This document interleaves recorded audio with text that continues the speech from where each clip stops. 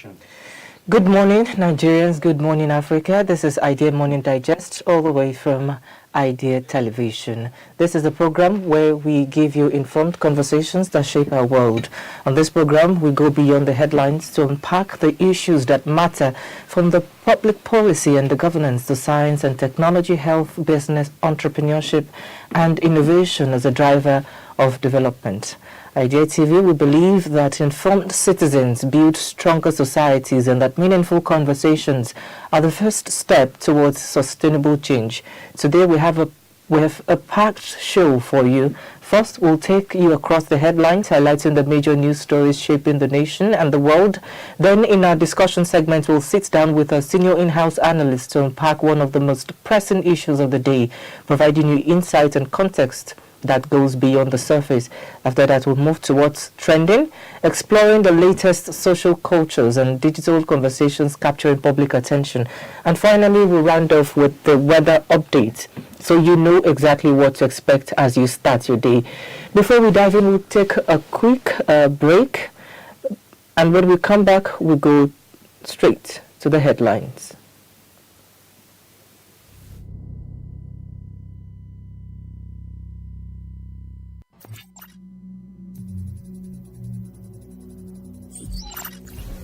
Robotic Process Automation, RPA.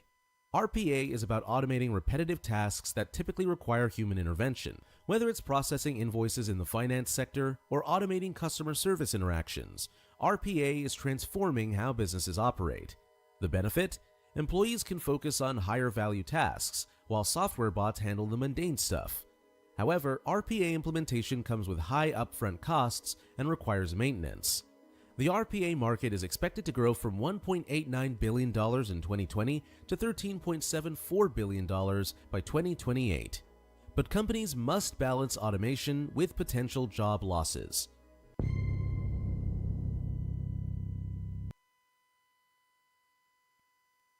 Welcome back to the morning show. This is Idea Television and this is Idea Breakfast Show.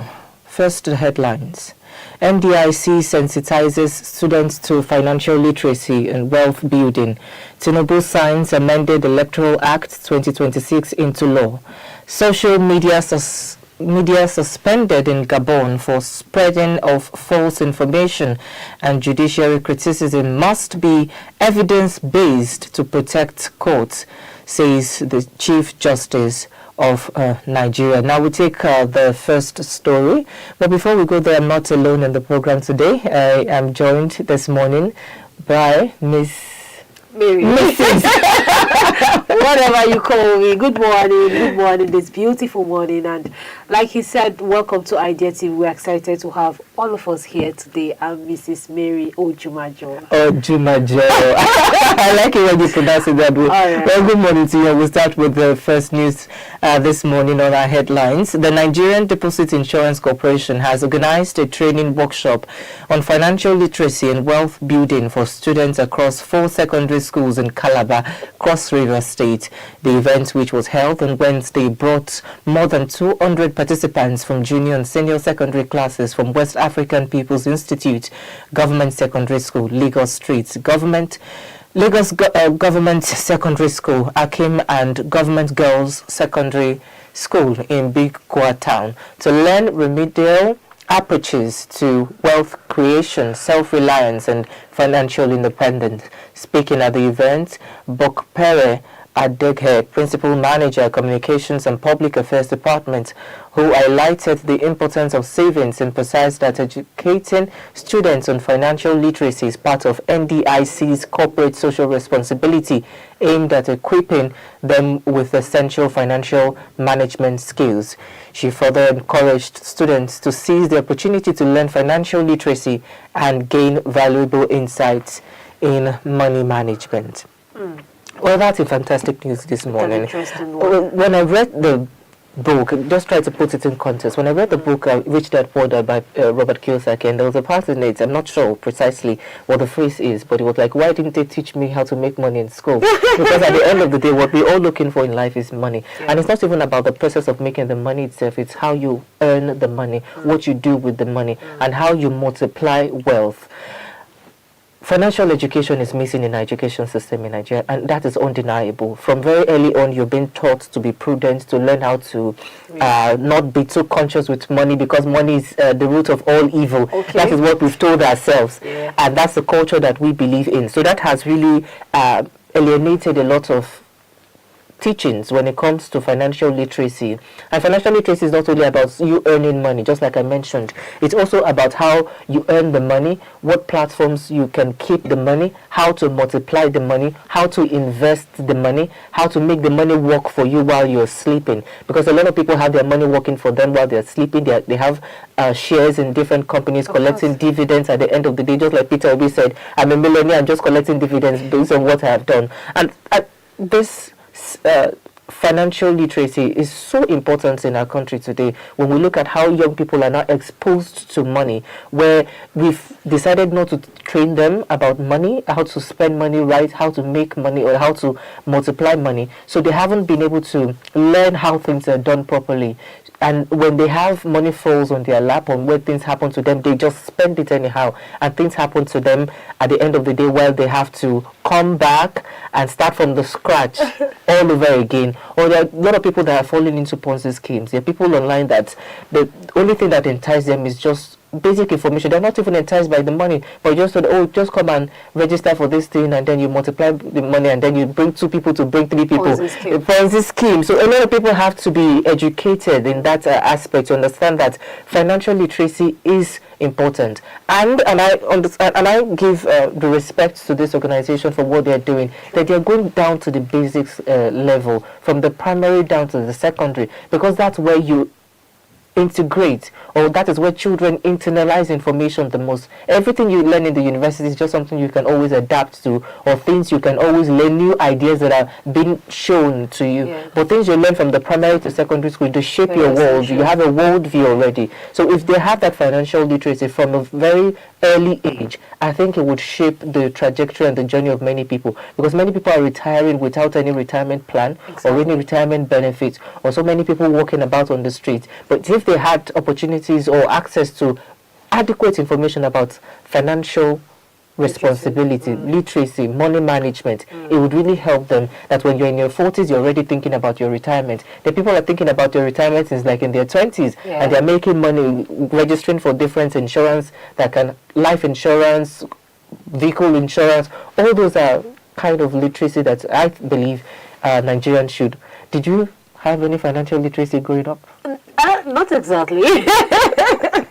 You spoke well this morning, Adewale. The truth remains that, I love the fact that this financial literacy is coming at this point, and it's starting from the secondary level to the primary, from the primary to the secondary level, because actually said that we should catch them young.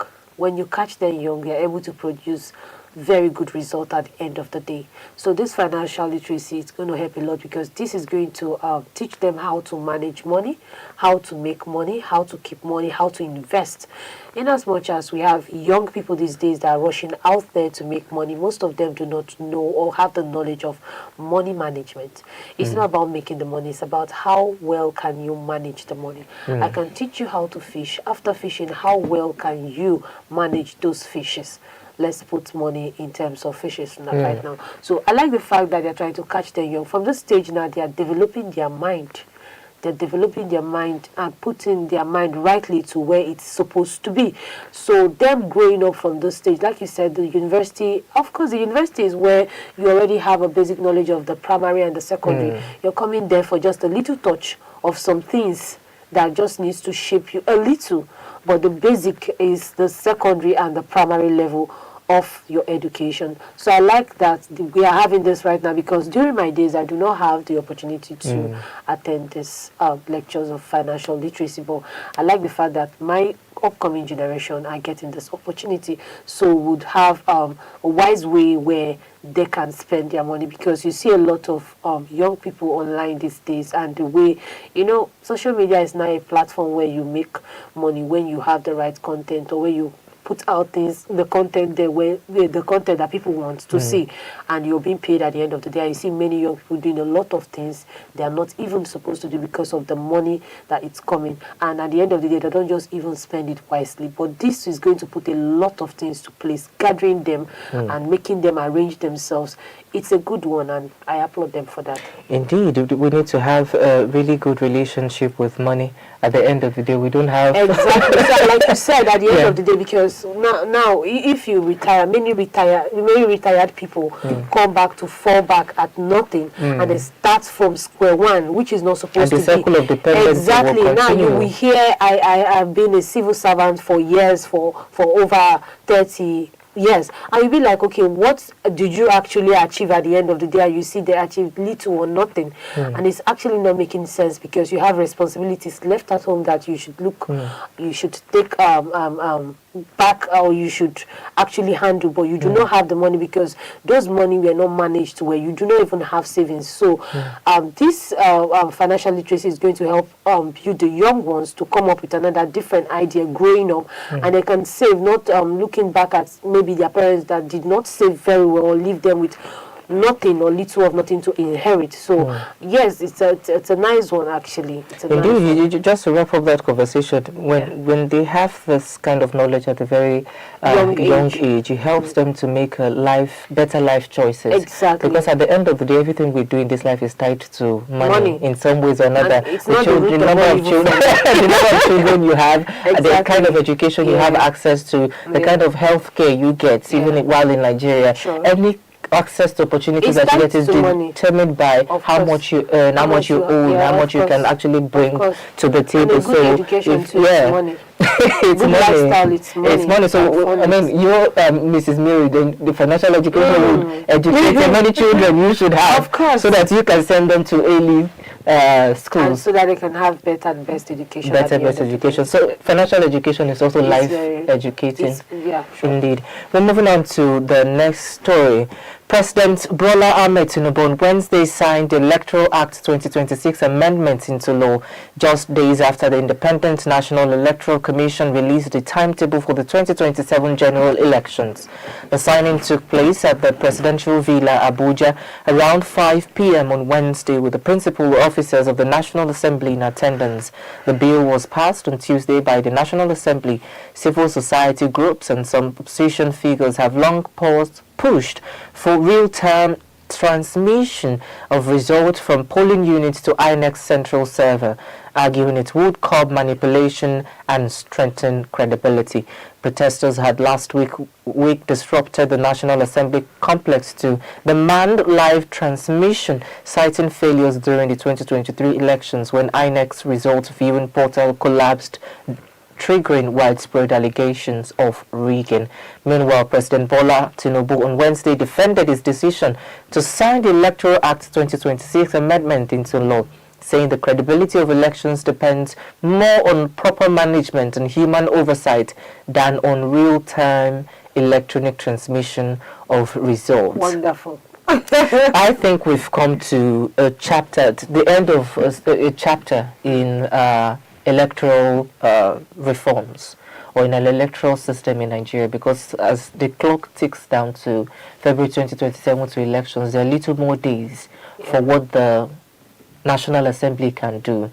They have put this into vote in the National Assembly. We've seen how opposition figures, people from the opposition party, have come up with their own disagreement and grievances and asked for a certain kind of voting to be allowed, and that caused a lot of reaction from Nigerians when it was first passed in the Senate, and then people went on protest. The Senate recalled an emergency session where they were able to put that clause that real-time transmission can happen, but when there is there's a glitch with the internet, then the presiding officer have that right to then continue or proceed manually to transmit or to record results. But Nigerians have continued their agitation to express their displeasure in terms of the clause real time not being mandatory, because that is what we want. We witnessed several inconsistencies in 2023 general elections, and people have mentioned that this is the only way Nigerians can be rest assured that our electoral system in 2027 will be free, fair, and credible. And Nigerians will actually be able to exercise their franchise knowing that their votes will count. Exactly. So he went to a vote now at the House. And the Speaker, when the people called him as well, a lot of civil society organization, Action Aid Nigeria, and some other civil societies and NGOs have gone to meet a lot of representatives at the House, and they assured them that they were going to say something or do something differently from what the Senate has done. But what we saw yesterday as well, or 2 days ago as well, was that they also put it into a vote, a yay or a nay vote. and something as critical as that should not be left to a vote. It should have been left to a ballot voting, open ballot voting, where different senators can come out and say, this is what I vote for. Because we saw that the yay was more than the nay was more than the yay. And then the Speaker smashed on the gavel and said the yay, or was it the nay that had it, legitimizing and passing that law that electronic transmission will not be mandated. It would only be used, and when there are glitches, the manual will be used. So when people couldn't solve issues with both at the National Assembly, they then had hope with President Bola Ahmed Tinubu that you fought for Nigeria's democracy. You were there, you went into exile. You were there, you fought against the military. You fought against even civilian government that you thought was not ruling Nigeria according to your own interests during the times of Obasanjo, where you had altercation with him, and you've always positioned yourself as an elderly statesman, someone who is a Democrat, and you have said extensively, I beg your pardon, and also demonstrated through your actions and through that you actually get people's opinion on board before you make your decision. But at the end of the day, we saw that it took the president less than how many hours to sign that bill into law, shattering the hopes of many Nigerians. So now Nigerians are left to protest or left to go back and hang on to the judiciary to be the hope of the last common man at the end of the day. So this, I don't think we've seen the end of it, but this chapter has ended, and Nigerians need to continue to express their own opinion about it. If it's something that needs to be done, we believe it should be done, because this proposition or this law will give room for inconsistencies.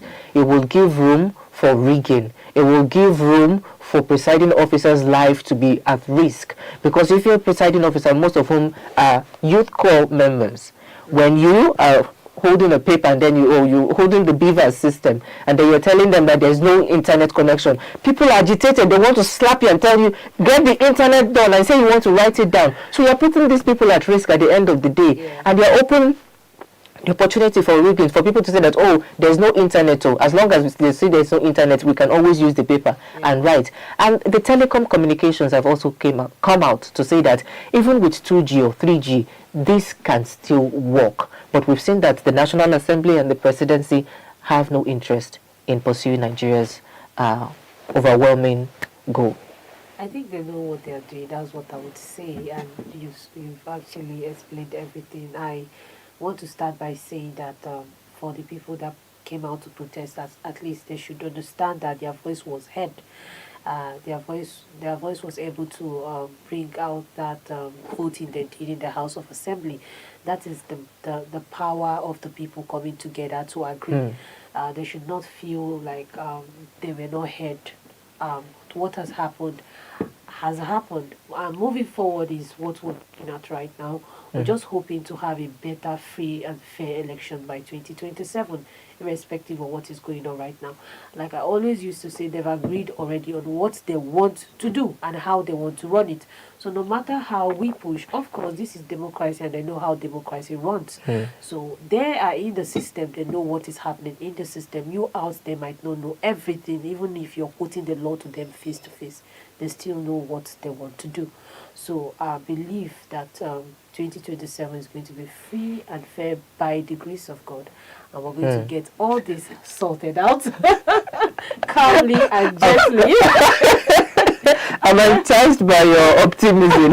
Exactly, because Nigerians have tried. They've tried their best. This actually, for me, was this time for people to give up or for people to continue to express their opinion? People shouldn't give up. They should keep expressing their opinion because the government will definitely hear them.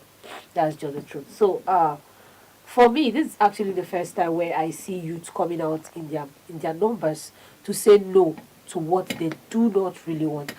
They were on social media, they were live in the House, National Assembly. You can see them during the protest. They took out their time. They were there. Some people slept there. This and actually out in the numbers. That's to tell you the country is not going well as planned. The country is not favoring them the way they want. The country's system is not working well. And this youth wants a change. We want a change. We don't want what happened last election to repeat itself. And that's why you see people coming in their masses. Because believe you me, it has touched everybody. What is happening in Nigeria, everybody, both the rich, the poor. Everybody came out because definitely we want to change. But since our leaders have made their decisions, I think we should just go along with it for peace. Well, for peace to reign, they must also listen to Nigerians and to what they are saying as well. Moving on to the next story, Gabon's media regulator has announced the suspension of social media platforms until further notice, saying online content has fueled conflict and deepened divisions in the country. In a televised statement on Tuesday evening, the High Authority for Communication cited the spread of false information, cyberbullying, and the unauthorized disclosure of personal data as reasons for the decision. Internet monitoring groups, NetBlocks, reported that by Wednesday afternoon, multiple online platforms had been restricted, including Facebook, Instagram, TikTok, YouTube, and WhatsApp. Gabon is led by General Brice Oligui Nguema, who won presidential elections last year after leading a coup in 2023. The 50-year-old president is facing growing social unrest, with teachers and civil servants staging strike over pay and working conditions. According to NetBlocks, most internet providers had blocked access to social media platforms, though its data showed that Gabon Telecom, the country's largest telecoms firm, was allowing very limited access. The HAC's announcement has come as a shock to the Central African nation of about 2.5 million people, where social media is particularly popular with younger people who use it for business as well as pleasure. This is an interesting development in Gabon, just like we've mentioned in the news outline that we just read. The 50-year-old leader led a coup to take power in the country.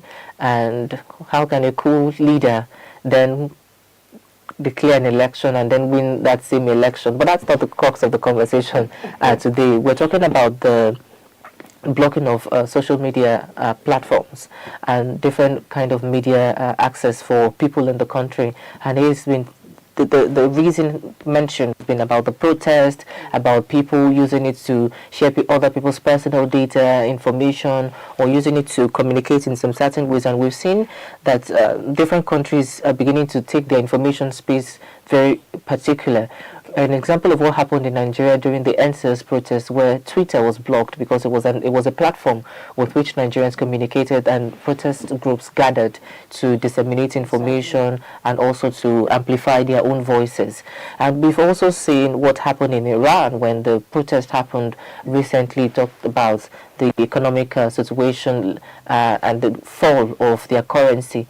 We heard that a lot of infiltrators had come into the country, so the government had to shut down the internet to protect their own country and the sovereignty and prevent communication from the outside world, because they believed through their own intelligence that information was being funneled into the country through security forces in the Middle East. So we've seen this recurring incidents across countries around the world, not only in Nigeria. Even in Western countries, we've seen that there's also a high regulation when it comes to the use of social media, how people's data are being shared. But we cannot deny the fact that this is a country that has been subjected to a lot of undemocratic principles from their own government. And for many African countries, this has been used as a tool to silence dissent voices from criticizing government's policies. But we must also know that this is internet age, this is information age, this is the digital age, this is the age of artificial intelligence. People will always find their way. When it was blocked in Nigeria, a lot of people used the VPN and other sites that allowed people to continue to speak up and gather. So information space is very important. It's part of how a nation determines its sovereignty and how that sovereignty is being protected, but it should never ever be used as a tool against the citizens, because everybody in the world has a right to freedom of expression. In as much as internet monitoring is actually not bad, I would say at this point, if it is used for a good cause, it should be allowed, people should be allowed to express themselves. I see when it comes to people speaking their mind, especially when it comes to politics. When it comes to other things, people sharing things they're not supposed to share on the internet, I don't see this restriction come. I don't want to say they are partial. I want to leave them to be the judge. But in as much, like you said, freedom of speech is very essential, is important, and we're not restricted from that. So this is the only means. Internet is it's a space where people come to express themselves. So this is the internet age where I think stopping people cannot really work, because they will look for other means to come online to want to speak their mind. If they want to see you in person, it will not be granted access. So this is the platform where they can pass information from. They can tell you, oh, this is what is happening in the country. And most times, most of our politicians do not even know what is happening in the country except through internet, through these platforms. They get to know the roads are bad, they get to know other aspects of it. So let's, as we're checking the disadvantages, let's also look at the advantages of it. They are doing their job, yes, but let it not be something that will be looking like a battle. Let it be balanced so the people will also understand and work with them. Indeed. Moving on quickly to the last story we have for the headlines this morning. The Chief Justice of Nigeria, Justice Kudirat Kekere-Ekun, on Wednesday decried what she described as broad sweeping attacks on the judiciary, warning that indiscriminate allegations of corruptions against judges could erode public trust and imperil the rule of law. She spoke at the swearing-in ceremony of newly appointed judges of the Federal High Court at the Supreme Court in Abuja. Criticism of the judiciary has gained a sudden momentum on the backdrop of the recent Senate passing of an electoral bill without approval of the real-time transmission of election results. Citizens have become more critical of the institution, seen as the last hope of ordinary Nigerians to uphold the sanctity of Nigeria's electoral system and guarantee fair and timely adjudication of electoral matters in the court. Another interesting news when it comes to the judiciary in Nigeria. Judiciary is seen as the last hope of of the common man, as it is said. And we understand that for the system of governance that we run today, the democratic system of governance, we know that it involves the three arms of government, both the executive government. Let's start from the legislators as well. Let's take election, because you mentioned about the electoral system, and that's the backdrop with which Nigeria are criticizing the judiciary. But when we look at the legislators, they've done their thing when it comes to the electoral reforms that they want to do. They've not allowed immediate real-time transmission. The executive has also passed the law, which is from the presidency. So the last hope people have now is to fall back on the judiciary. That when we do this, and we protested the rule or the law that was passed by the Senate or the House, and we protested the signing of that bill into law by the presidency, which is the executive. Now we can't do anything but to fall back on the judiciary and to ask you that you uphold at least the principles that hold us together as a country, and not adjudicate through influence from other political gladiators in the country. So that is what people are saying, and that is the reason behind the criticism of the judiciary. Because for a very long time, a lot of people have not been, they've not seen the dividend of democratic system in Nigeria, especially when it comes to the justice system that we run. It is slow, it is lagging, it is also not seen to be fair. Not seen to be fair by most Nigerians, because we've seen a lot of things happen. We've seen a lot of injunction. Somebody came third in an election, became the winner. Somebody did not participate in the primaries to run as a senatorial candidate for their district. I'm talking about Ahmed Lawan, and then the person who ran and won, something happened in the court, and then Ahmed Lawan was given back that position to run under the candidacy of that of the portfolio for that constituency. So we've seen a lot of inconsistency. There's also been a man who defended himself from an attacker in his farm, and then used the weapon to attack the person back so that he can also survive and run away.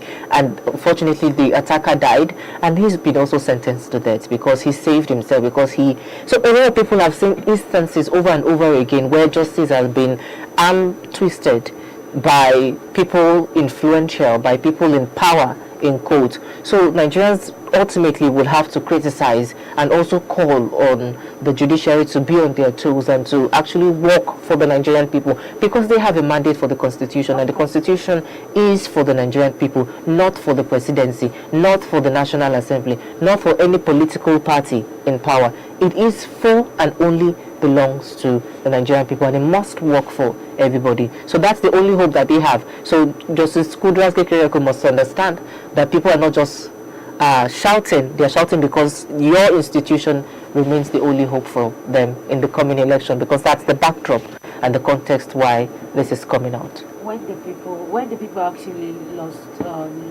hope and trust in the system, it becomes a problem. I just hope they are seeing that it is going to become a bigger problem, because we already have a problem and it's going to become bigger, because you are dealing with youth, for Christ's sake, and they're already complaining from the start that we only have elderly people in the House of Assembly. Why is it so? Why are they not resigning? Why are they not allowing youth to exercise their rights too and come to rule? Let's see the difference. So I believe, falling back to the judiciary, I am not seeing any possible outcome to me, but I still hope that it comes out well, because when the head is affected, everything is shaking. So let the judiciary not be influenced, like you said, by the voice of the other people. Let me put it that way. But do the right thing that is supposed to be done, so the people would be happy for once, because when the Nigerians do not believe in the system, it becomes a problem. Imagine running from your own country because you cannot find the solution. So where are you going to find the solution? We say home is home, and home is hot at this time. Where do you want us to call our home? If our voice are not heard, what do you want us to say? We can't go to another country to cry. This is a place we have the right to cry, and our cries are not being listened to. And it's because once the people start withdrawing and stop believing totally in the system because of they are going to do a lot of things. Why do you not have the people with you? Who do you want to rule over? That is the question they should ask at the end of the day. So, we have for you on the headlines this morning. Let's go through the headlines once again before we go on a quick break. Sensitizes students to financial literacy, wealth building. Tinubu signs amended Electoral Act 2026 into law. Social media suspended in Gabon for spreading of false information. Lastly, criticism must be evidence-based to protect court, says the Chief Justice of Nigeria. We'll go on a quick break now. When we come, we'll go into the discussion segment.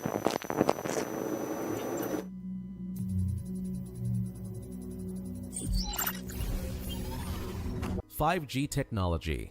5G technology promises to be a game changer by delivering ultra-fast internet speeds, low latency, and the ability to connect millions of devices seamlessly. It's going to fuel the future of smart cities, autonomous vehicles, and IoT devices. allowing them to communicate in real time. However, 5G rollout isn't without hurdles. High costs of infrastructure and regulatory issues in some regions have slowed down implementation. By 2026, the 5G market is expected to be valued at $667.90 billion, with the US, China, and South Korea leading the change. The challenge? Cybersecurity risks and data privacy will remain top concerns as more devices become connected.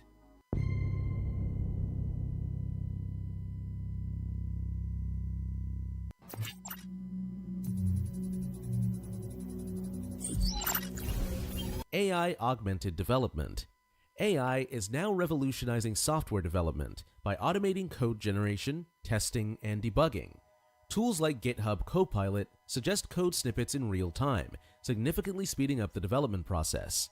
However, developers need to remain cautious, as over-reliance on AI tools could introduce security vulnerabilities. As companies push for faster software delivery, AI-augmented development is becoming essential for maintaining competitiveness.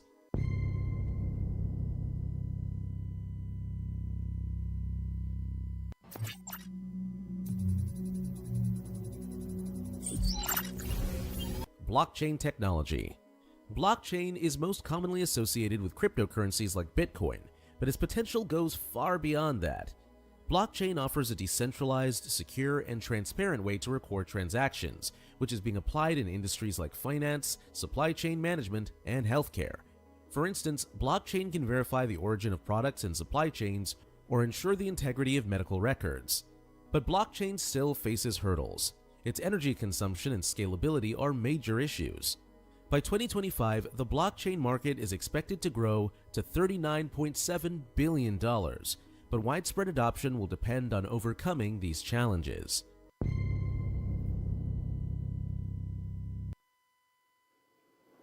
Welcome back to Idea Morning Digest on Idea Television. I'm Adewale Olashokbo. We now go into the discussion segments this morning.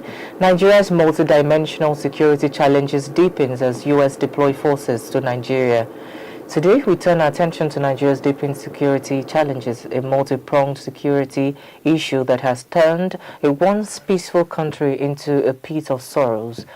The security challenge has drawn the attention of the U.S. president, who recently deployed America's troops to Nigeria in collaboration with the Nigeria's government.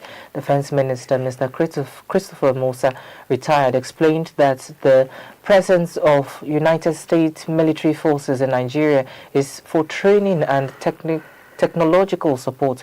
According to the minister, both militaries were working together in certain areas in Bauchi State, adding that the federal government permitted the presence for the purpose.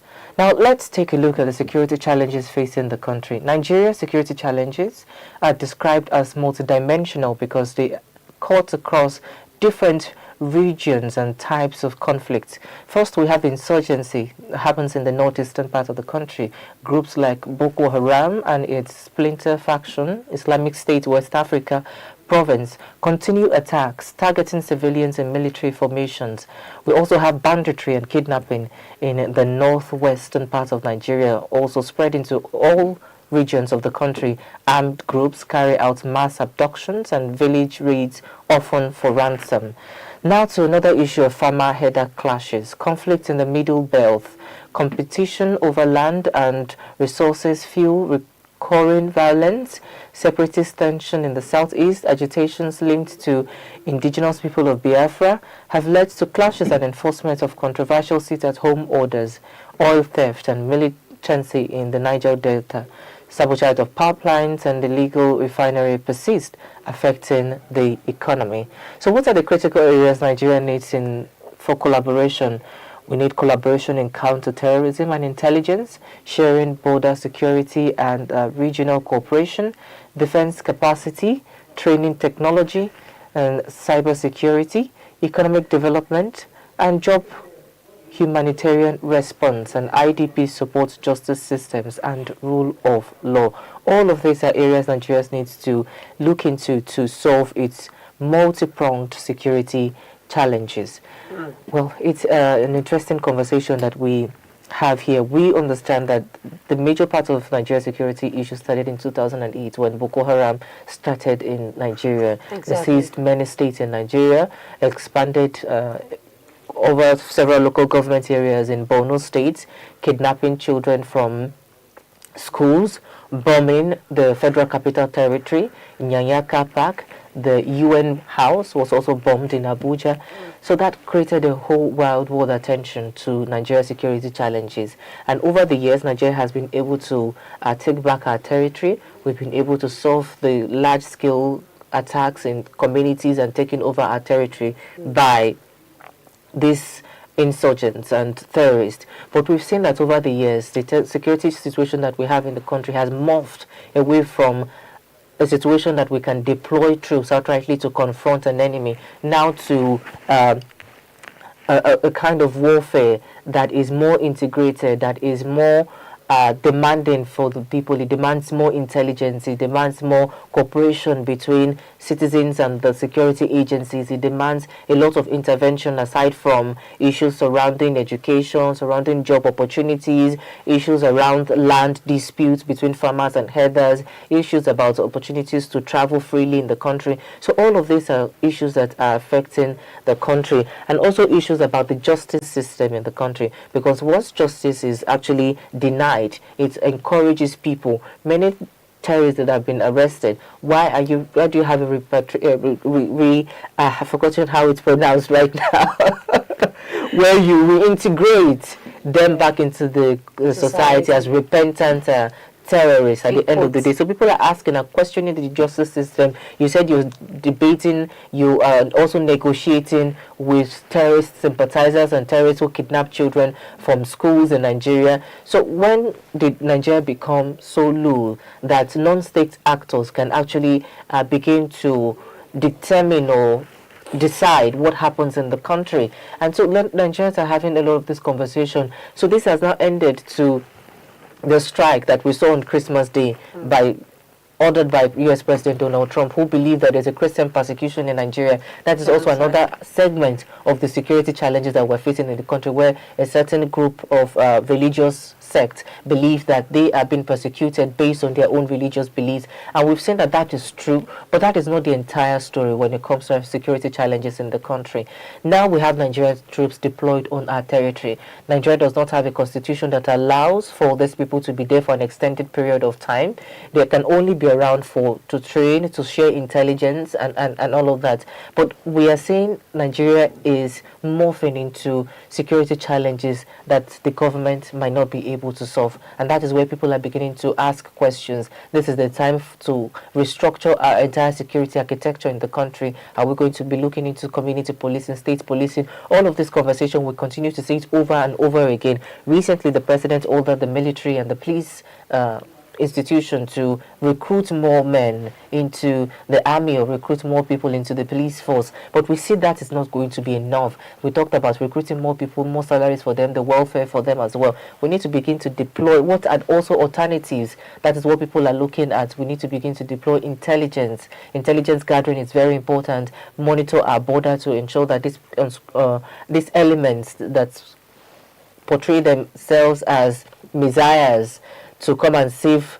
Nigeria from our own security issues will not actually be taking advantage of us. So you need to put your own house in order before you can criticize what other people are helping you to solve your own problem. So those are the many issues, and the opinion is diverse, the conversation is wide, and people are bouncing arguments against one another to see that, do we actually need the U.S. presence in Nigeria? What has it actually changed for us? People are still being kidnapped. Our roads are still not safe. There's still farmer herders clashes. We talked about open grazing. So we've seen that the security issue itself is not only merely about security. There's economic aspects to it. There's the land disputes to it. There is, so it's multi-pronged, it's multifaceted, and it cannot be solved by only deploying the military or the police every time, because that is only a reactional approach. Okay, is what I want to start with, actually. The truth is, I want to even ask. I know I shouldn't be asking you, but I would ask anyways. what is actually working in this country? So the security issues we are having. Well, they can pass the electoral. that came very fast. That came very fast. I wasn't even expecting. Seriously, that came very fast. I'm like, okay, if this can happen like this, why are other things not being touched and solved at the same time, just the way this can be passed? But we move anyways. We can't do more than what we can do, actually. You've spoken very well about you've touched every aspect of it. I'm just thinking, what exactly is working in this country? Because I'm still yet to understand, I'm still yet to know why we have leaders. And these leaders are there to work for the people. I don't know what those offices are created for, if not working for the people. Are they trying to work for themselves? Because that's how some Nigerians are seeing it right now. Where you cannot listen, where you cannot take listen to the people and their opinions, then who are you working for? Why are we having offices here and there, creating this here and there, opening offices here and there, putting people that we're not seeing practical works? We're only hearing, we're only reading. When the Minister of Defense was appointed, Christopher Mustafa, we all had hope that this insecurity issues was going to level down a little to some extent. But we keep reading headlines of, we're going to look into this time around, we're going to take them by surprise. And at the end of the day, we're not seeing the practical aspect of it. What is really working? What is happening? Who is digging what is digging? Please, should have mercy on Nigerians. Really, because the insecurity in the northeast is becoming very, very alarming. I know other states have been touched, but it's becoming very, very alarming. How can you tell me that in total they had time to kidnap more than 30 to 100 persons, and they had time to transport them from their said location to another place? They had all this time to do all these things. Which road did they take? What is happening to our Nigerian policing? What is happening? I read on the news the last time that the army and the police are coming into collaboration to start working. I just read it. We didn't see the practical aspect of it. What is actually happening? If these people can transport this amount of people from their communities, which road did they take? And why rural areas, most especially, is being attacked? Why? And these people are people that do not have power or do not have the technical know-how to protect themselves. And these are the targeted areas. And they know, our leaders know that these are the targeted most areas. vulnerable, and the vulnerables are those who are What are they targeted. doing to actually stop this? People are dying. People are crying. People are suffering. There is hunger in the land. There is famine, just like it was in the Bible. What is the solution to all the problem? And then you're coming to tell us about 2027 elections. When people have not eaten, when people are not satisfied, when people are scared of their lives, children cannot go to school comfortably in the rural areas because of kidnapping. Parents are scared. Farmers cannot go to farm. What is working? We should ask ourselves, what have they put in place that is actually working right now that we can put our hope and say, okay, this is actually working. Let's move forward. We are not even moving forward the way I'm saying things to be. We are not. Because the insecurity issue is becoming alarming. That is why we have other countries coming to say that we are a country of a particular concern. And it's very, very alarming. Please, the government should do more than this. It's very alarming indeed. We'll go on a quick break now. When we come back, we're bringing in a senior analyst for the show this morning who's going to be looking at all the alternative solutions to curb the menacing issue of security challenges that we have in Nigeria. Do stay with us.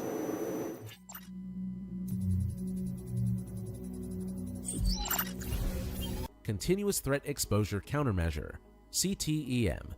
CTEM tools enable organizations to continuously monitor and address vulnerabilities in real time. This proactive approach helps businesses stay ahead of cyber threats and comply with security standards. While CTEM systems are improving cybersecurity, managing them can be resource-intensive. Sectors like finance, healthcare, and government are adopting these tools to protect sensitive data.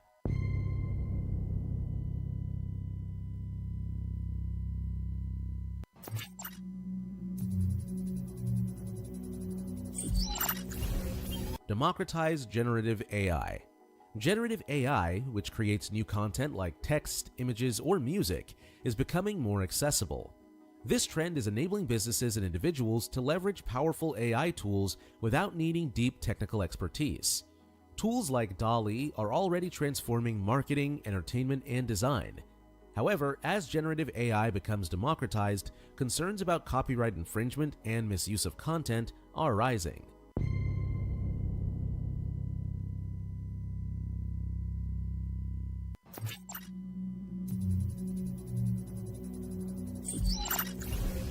Enhancing cybersecurity. As cyber attacks grow more sophisticated, cybersecurity technologies are evolving to defend against them. AI-driven threat detection systems, zero-trust architectures, and advanced encryption methods are becoming the new norm. However, keeping up with rapidly evolving threats is a challenge, especially for industries that handle sensitive data like finance and healthcare. The cybersecurity market is expected to reach $248.26 billion by 2024. But the constant need for innovation and adaptation means businesses need to stay vigilant.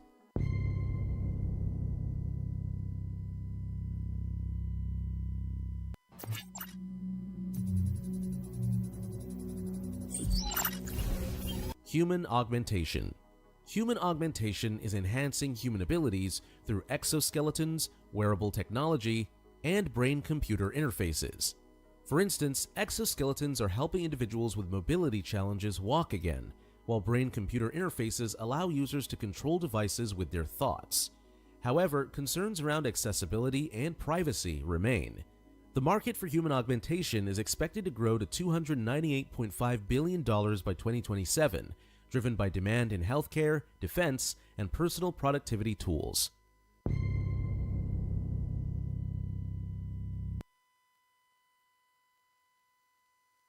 Welcome back from that break. You're still on Idea Morning Digest, and the conversation has been about the multi-pronged security challenges in Nigeria and the recent deployment of U.S. forces to the country.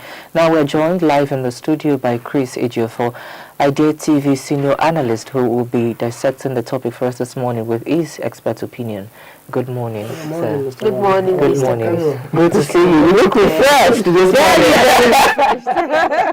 morning. Good to see you, sir. How are you doing? Fine, thank you. And you? I'm fine. Good to see you. So, well, the situation is not good, but it's good to see you. The security issues we have in Nigeria has, we were having a conversation before you came. We look at the inception from, it's not like Nigeria hasn't been facing challenges, but we can actually trace this current one back to 2008 when the issue of Boko Haram started, and we see how the Buhari administration came into power after the many failures of the security handling by the previous administration. That was the Jonathan era. They couldn't handle a lot of things. Territories were being taken in Borno and some other neighboring states at that time. Abuja was being bombed. People were unsafe. And then the experienced general came into power. And with his own wealth of experience, he declared a state of emergencies in some states and deployed the troops there. And they were able to get back Nigeria's territory from this insurgents. But over the years, we've seen the security situation morphed away from the usual issue of terrorism or people taking over a particular land and declaring it their own state. We've seen the issue of kidnapping. We've seen the issue of banditry. We've seen the issue of farmers' herders clashes. We've seen the issue of kidnapping of students in masses from different schools across the country. We've seen the issue of open grazing as well that is causing clashes between herders and farmers. We've seen the issue of, in the southern part of Nigeria, when we talked about the IPOB, indigenous people of Biafra, who are also looking forward to secede. We have the Oduduwa people as well, who are also agitating for a republic of their own. So the multifaceted security issue that we're facing in Nigeria has put Nigeria on the global stage. And we've been declared a country of particular concern, which label actually is very uncomfortable for most Nigerian politicians. And we've seen how the Nigerian government is trying to placate the Trump administration, because that is what I see it as. You're allowing them to just do whatever they can do just to save your own head. Because we saw what happened to Venezuela and the president when they didn't listen to what Trump wanted to do. So I'm seeing this as saving their own heads. Because at the end of the day, they've deployed troops to Nigeria, but the security situation continues. When you say saving their own heads, then what the major concern should be the sovereignty of the country. The sovereignty matters a lot. So if you're saving your head, what about the sovereignty of the status of the country? What place does it stay? So what we're talking about is this: the insecurity has metamorphosed into hydra-headed tentacles from the time of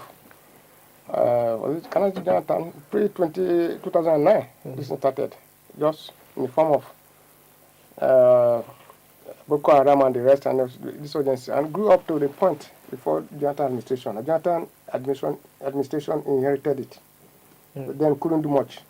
You understand? So it started from now. It has grown to areas we never bargained for, entering into the northeast, northwest, then to this middle belt, which is the plateau, axis, and the rest.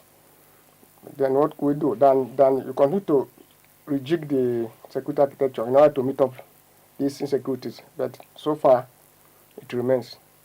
And it remains until of which recently that we now have the American security forces coming to Nigeria to come and assist. It boils down to our failure of the system, because this thing started in a very small way. You understand? Before even ISWAP came in, ISWAP and ISIS entered the whole scenario. It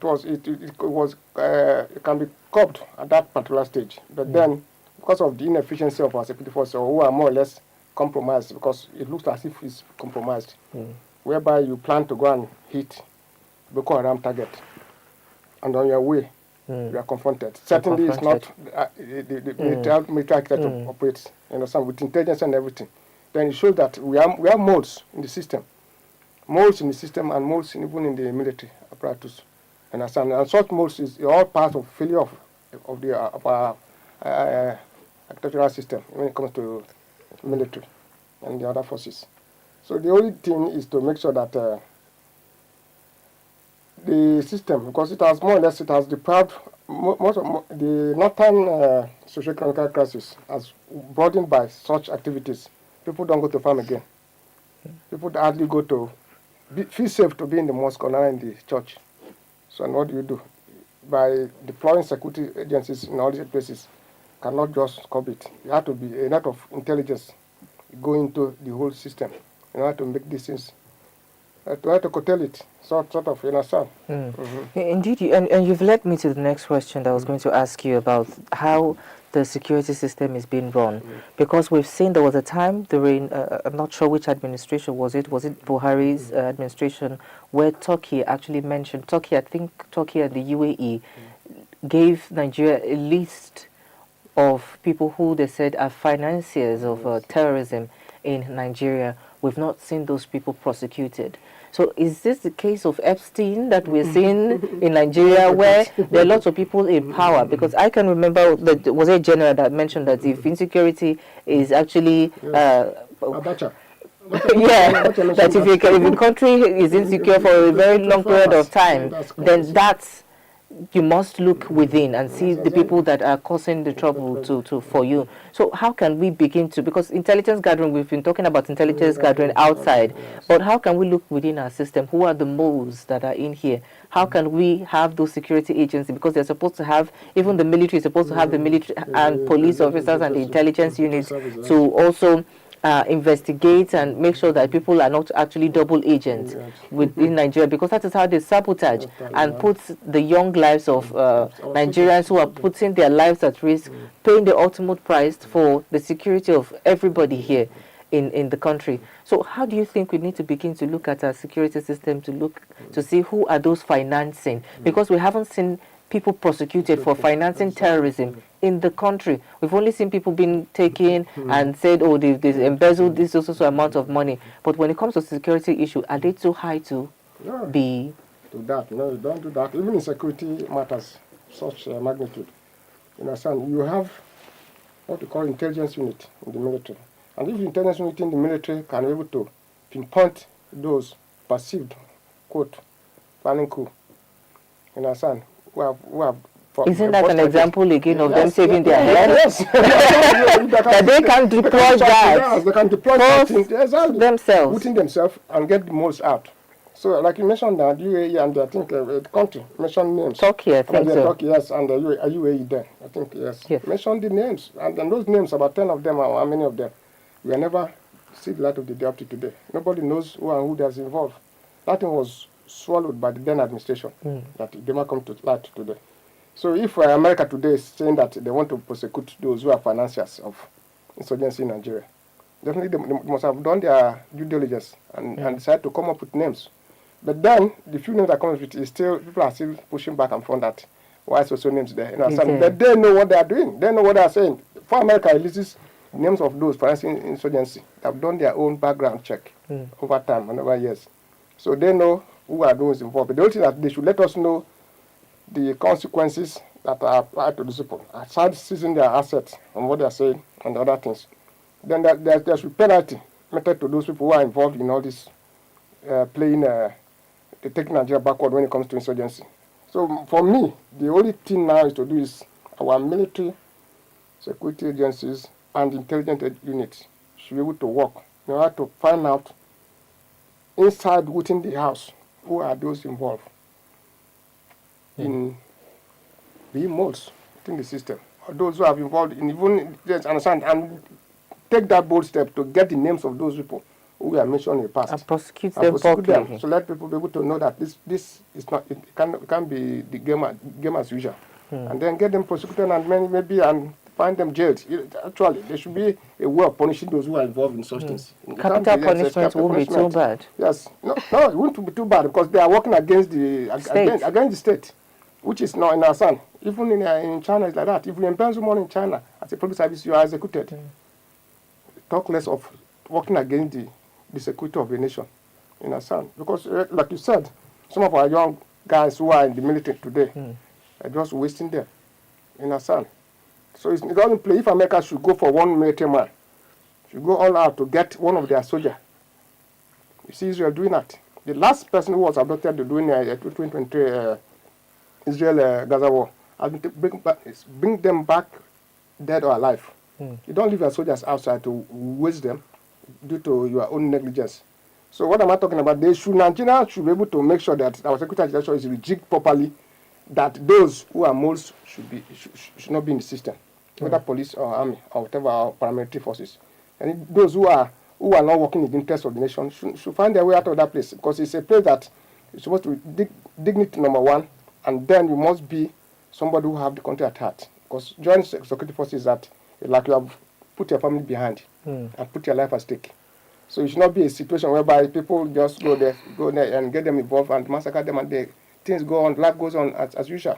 We should stop all this in this country now. Indeed. Lastly, before allow Mary to ask some of the questions that she have, I want to move the conversation externally now, and still staying within our region as a West African society. If we look at the ECOWAS bloc, we've seen that some of our members have left in terms of Niger, Burkina Faso, and Chad as well. Those have left the country, and it has affected how we engage with these neighboring states, particularly Niger, when it comes to security collaboration between our two countries, because we have a porous border. Some people have brothers on the other side of the border, and they come here to make children, and then the other border, somebody can cross over. So what do you think should be reimagining the security architecture? If we cannot work together, if they have created their own AES group and we have the ECOWAS group, we still belong to the same region, and the security issues that happen in Niger or Burkina Faso can transfer to this place. The inflow of arms into the country has also been linked to the civil war that broke up in Libya, broke down in Libya. So if anything happens anywhere within our region, there is an effect that will happen to us. America is saying that the Caribbean is in their backyard. So everywhere around Nigeria is also our backyard. Exactly. We must be conversant with situations happening, and we must be able to respond to them accordingly. So what do you think the security architecture should be like? Because I don't think we have a cohesive security force when it comes to neighboring countries. Like, if we can achieve a NATO-like security architecture in Africa, what can we do to at least position ourselves as a cohesive and coherent bloc, as a group of nations? You know, we have, I think, in the past, I think during Obasanjo regime and Jonathan regime, when they were somehow heads of ECOWAS, that was state too. We have a military bloc comprising of West African sub-region, military task force. Even Niger was there. And Niger had been of help when it comes to, insurgency, fueling insurgency. They have been of help by curtailing such things because of our close boundary with Niger. The Niger military task force were the first who wanted to eliminate this Boko Haram, the other Boko Haram there, understand? Shikara, yes. Understand? So Niger forces were then under ECOWAS. And suddenly, if not for the issue of military incursion into the governance in Niger, I think that broke the whole thing. Then now they try to form their AES or whatever, which is the Sahel states coming together. But then there must be a collaboration. Just like you said, you can't have fire in your house, then you are never on decide to overlook it. Understand? We should to work together when it comes to, there must be a synergy between Nigeria and this AES states. So that, because most of the illegal arms finding a way into this country today comes to that axis of Niger, Cote d'Ivoire, Mali, and the rest. Come to that place. And they can keep a blind eye because they feel that there's no block binding us again. So Nigerians should be able to make sure that they can put our pride aside, go to the AES state and sit with them, and then design a system whereby, because most of, like you said, during the collapse of Muammar Gaddafi in Libya, most of those Tuaregs who were armed, but then insurgency in Libya, find their way with complete arms, find their way into the West African region, coming through Niger and the rest. And today, most of them are the ones who started this issue of Boko Haram. Before it metamorphosed into what we call ISWAP and the rest. Then bandit, all of them. They've all joined forces now to destabilize Nigeria. So I think the only way is collaborating with the AES states, and finding a way that all over our surroundings, even Niger, Niger too was part of the bloc then, the security bloc, and that's why we were able to go and quench their military takeover there. Because we were part of the bloc then, because they are not part of the AES, but that's why we were able to go there to make sure that we put down the military incursion into governance in Benin Republic. So you can now, so that bloc should be enacted back in place to making sure that we protect ourselves, making sure that despite the political differences, it doesn't matter. Understand? So that's where out. Mr. Chris, I like the fact that we were able to explain at length that I always used to believe that they know the problem and they know how to get into it and get us a quick solution. But my question to you this morning is that I want to know why we still have those repentant terrorists back into our society, even knowing that, after knowing that this do not help us at large, it doesn't help us at all. So why do we still have them back into the society, even after the announcement of the president that we need to regroup the police or need to recruit more police force and all that? Why do we still have repentant terrorists in the society, released back to the society? Why? I just want to know the reason. No, that's a part of the complicity we're talking about. You understand? You don't negotiate with terrorists all over the world. Even in the Western world, America will tell you, no matter number of American hostages you take, they cannot negotiate with you. Same thing with Israel. You understand? So you don't negotiate with a terrorist at the point of weakness, but force and deterrence. So when we are talking about you integrating these bandits and terrorists captured into the system. So when I'm talking about modes, they could be part of the modes you are looking for. You understand? So the only thing we do is that, because I've had people, the narratives, where people say, if you can do that to Niger Delta, you know where Niger Delta, their own agitation comes from. They are talking about the oil from their own resources should be used for them, for development. Their own case is quite different from what we have today among these insurgency and the rest other groups. You understand? You cannot kill. What is actually what are you bargaining for with the government? So that's the reason for you to be massacring a whole village and families. Their own agitation is quite different from Niger Delta. So they are all incomparable when it comes to at least these two incomparable. Then people who are saying that that's why because we decided to disarm Niger Delta, they voluntarily surrendered their arms there. You understand? And they were taking overseas. Some of them to go and do course in welding, in marine welding and the rest, and then brought them back. So if you are saying the same thing for some of these insurgents, Boko Haram and the rest, they are never the same thing. So in reintegrating them has no meaning. When you spend money, you give them uniform, then take them to go and work. Definitely somebody who is armed is in the blood. You can never forget, understand, spilling blood. So you don't have to reintegrate them. Rather, you put them to somewhere in the cooler. You understand? Put them in the cooler if it means giving them life imprisonment. Once you are caught, the minimum capital, not capital punishment. The minimum going by United Nations, now don't give capital punishment. But you put them in the cooler for life.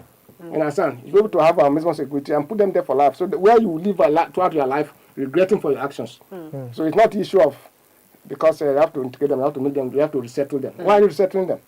You understand? So these are things that we should not get involved in when it comes to trying to way of curtailing insurgency in Nigeria. Okay. Yes, it's a crime to be punished. Actually, it's well said. So what's the way forward right now? Because all we're saying is we're looking for a way forward. What's the way forward when it comes to insecurity, and how can this be properly handled? At least for the first time, let Nigerians have peace of mind and comfortable environment where they can see, especially the northerners. The truth is that we have the willpower. But the action to implement is not there. That's the truth. Then now what we say, America has stepped into it now. Because that is what we caused for ourselves, for being to all the inactions that has happened. America had to step in. Though we invited them anyway, it's a collaboration. Okay. But when you have to look at the issue, it starts from collaboration and then gets to retaining a base in the country and expanding their presence. And sell off your sovereignty. Selling off sovereignty gradually. Although the defense minister said, we've spoken with them and because we couldn't read all of that. He said, we've spoken with them and we've made them to understand that they're going to be here for a number of of days and weeks, and then they need to go. We will not allow them to stay for long. Are you going to drive them away? It's the sort of things we have said.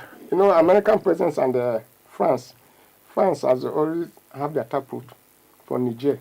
Aside if you have mining their natural resources and the rest, uranium and the rest, for nuclear power, their energy there. France has been part of Niger as their colonial master. Same thing in Burkina Faso, same thing in Mali. Understand? And America, remember during Jonathan, America wanted a base in Nigeria. America was also in Niger too. America has Niger. We have America and France in Niger. But when the new government, the military regime, say, okay, France, you have to go. We don't want you here. Same thing was done to America. America came here trying to lobby Buhari to look for a base. But not Buhari regime. But they were not given.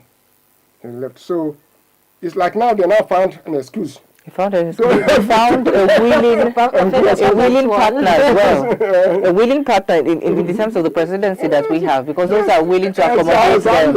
If the president insists, but perhaps that's why I'm saying maybe they are saving their head, because they've seen what has happened. Yes. In another country where dead of the night, the president was carried away with his wife. You wouldn't want Tinubu to be taken together with. It's an acceptance of failure. It's an acceptance of failure on their own part. Yes. So I think that even the wife of the president, when she was in the U.S. with attended the Trump's Christian program, she said, who would have thought that I would be recognized? Who would have thought that Nigeria would be doing this? And I welcome more such strikes into the country. Who says that as a wife of the president of a country where you should be talking about the sovereignty of your country, where you should be emboldened by your own courage and your own pride? Well, he said you welcome more of those strikes into the country. That's why I'm saying they will give Trump whatever they need to give Trump to continue to stay in power. They're going to stay in power. And then, you see, this is just beginning.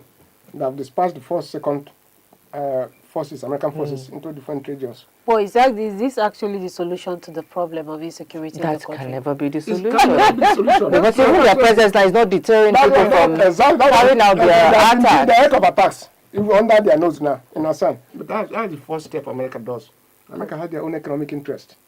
For everywhere they go, economic the economic interest, they have interest their is own their basic security. thing. Of Yes, course, exactly. of course. Interest as So, well. so this is just beginning of what to come. Understand? Because eventually they will start stepping into our political these matters. Before you know, they will go into economy. You understand? But So is that's the their problem. presence, is it legal? Can the presidency, what's the legal justification Yes, of their presence in Nigeria? And their how long presence- can they stay before they become illegals in our country? Illegal aliens. So can Illegal aliens that they call people. The only thing that there are countries where America have stayed for over 45 years, 50 years, in Manila and the rest, between the Asian, Philippines. South Korea and Philippines. They have stayed there with over 40,000 soldiers for the past since after the end of Second Second World War. World War And they are still there in a lot of other places. in Japan. You understand Japan? So you understand? So what they are now doing the Indo-Pacific, they're now translating into the African Pacific now to make sure they have a base. The idea is to make sure that they have every nearest base for their economic purpose, and economic purpose and military deterrence. So you understand? So we have one in Gulf of Guinea now. When they were attacking Sokoto, they were coming from Gulf of Guinea. They were attacking there. You understand? So eventually they have stepped in. The only thing now is to increase the base. Because they won't increase their base. The only thing we have to do is that to having the economic willpower for them not to interfere in our political affairs. Because once they stepped into that, that's the end. That's the end. Well, thank you very much, Mr. Chris Ejiofor, senior analyst at Idea Television. It's been a wonderful conversation. We hope to see you tomorrow. Yes, definitely. Very soon. We'll go on a quick break now. When we come back, we'll go through what's trending. Stay with us.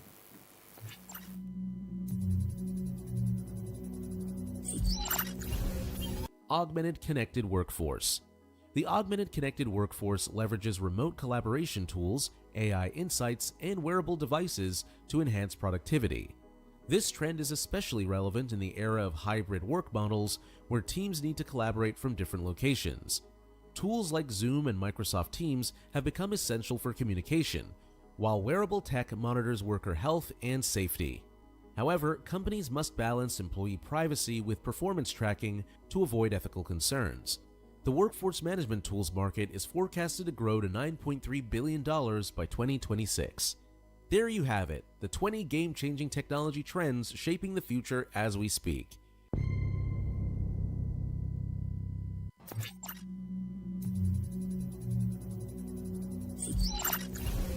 Democratize generative AI.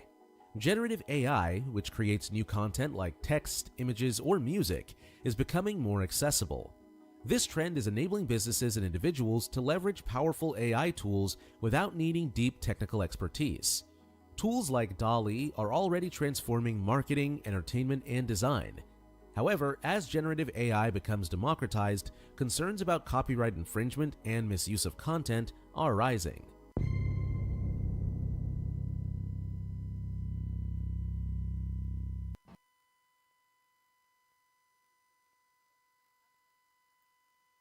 Welcome back. This is still Idea Morning Digest on Idea Television. Now it's what's trending.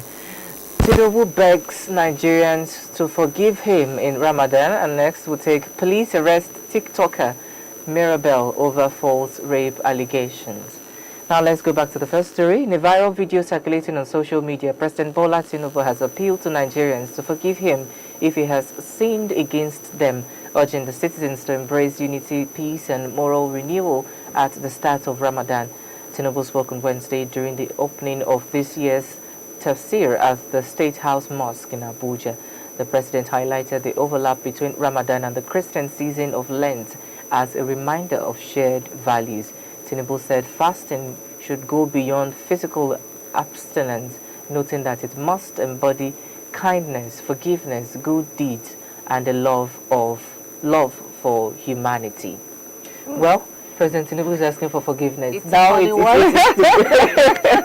the holy month of Ramadan, and Exactly. Barakah de Salah to all our Muslim brothers Barakah and de sisters. Salah. And we pray that we would also go through this 30 days or 29 days together and also celebrate at the end of the month. It's also the Lent yesterday, Yeah, and we it had was. our Catholic brothers and sisters as well also exercise their own religious activities.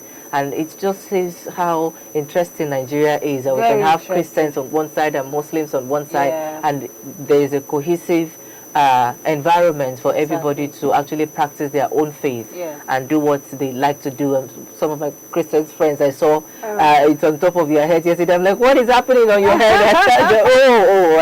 I see. I see. Sometimes it escapes our mind. But back to what President Tinubu has said, he's asking for forgiveness. It's also a time for many people in the world to ask for forgiveness, to be closer to God, to behave better. Yeah. And I hope this would encourage him at the time as well to also do better for Nigerians. It's not only to ask for forgiveness.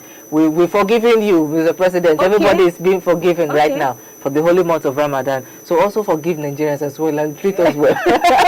Exactly. Maybe what you I are wanted to holding say. grudges against us, we don't know. But that's just a very interesting thing to Yeah. say. But I mean, ordinarily, Nigerians expect the best from Mr. President. I don't think anybody hates him, or many people don't hate him per se. They might dislike his policies, they might not Yeah. agree with his governance. That's true. But hatred is what I don't believe is what many people have against him. So we should focus on making the lives better for people. Like you said, you should focus on making life better for people, because at this point, many will see this and they'll be like, nah, this is not what we're talking about. This is not what we want. You cannot come at this time to tell us to forgive you. All the cries will be crying. You need to tell us you've not been hearing us for as long as I will be crying.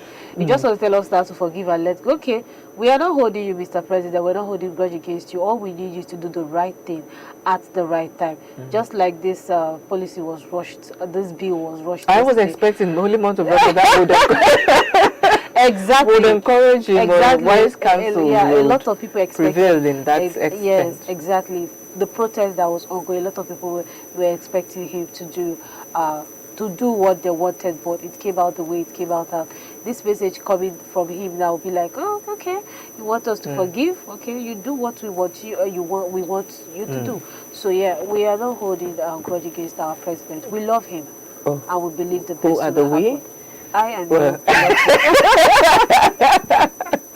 well, we'll move on to our next story as well. Ogun State Police have arrested TikToker user Mirabel following investigations into her viral claims of being raped, caught by a blade and forced to drink poison by an unknown man.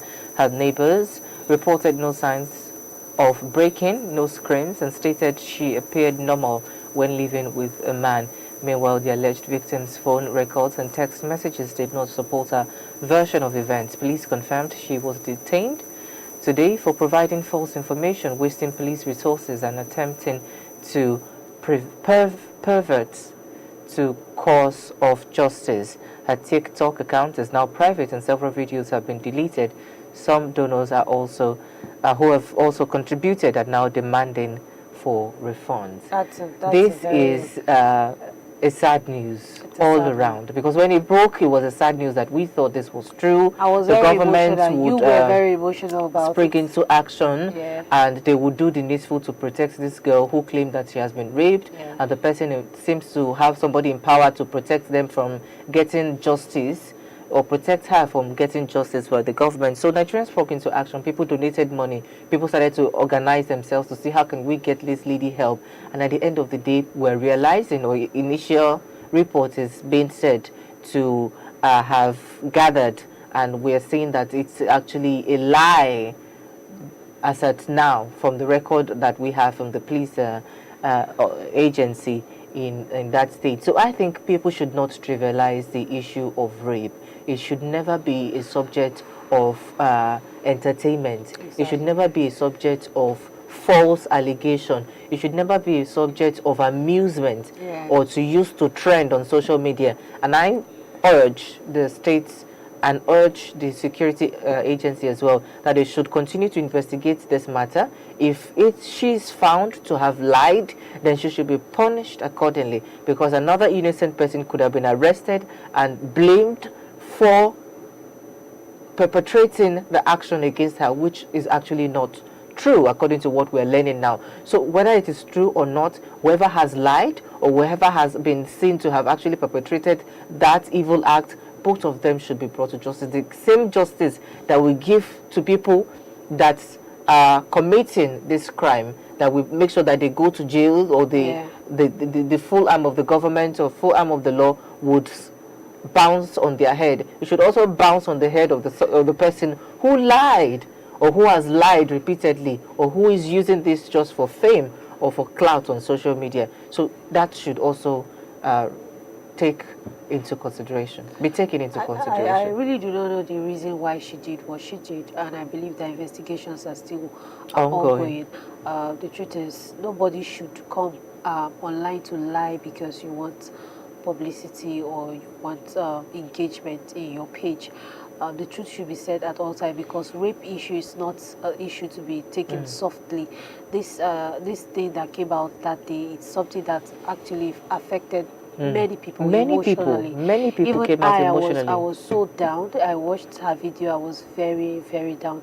And now coming to say it's false will actually affect a lot of things, because when the real people start talking, people would not want to believe them because of this lie. And that's why she should be punished. That's why she needs to be punished, so that she can learn her lessons, and others too can learn that has maybe people that have been planning to come out to say such lie, because we have innocent people out there that these things are happening to them every day. They would have the courage to come out. Even if they do, because of this lie, they would not be taken seriously. So it's a serious offense on her side if she's found guilty, that she should be punished so that others can learn, because rape issue is not something that should be taken lightly. It's something that deals with human emotions and all that. So yeah, the police should actually do. Indeed, we're urging the police forces to continue the investigation as they've promised to do, and to get to the roots of the matter, so that all Nigerians can actually see and who are following keenly to be able to know the end of that issue. Finally, before we wrap up our morning program on Idea Television, let's take a look at the weather report this morning.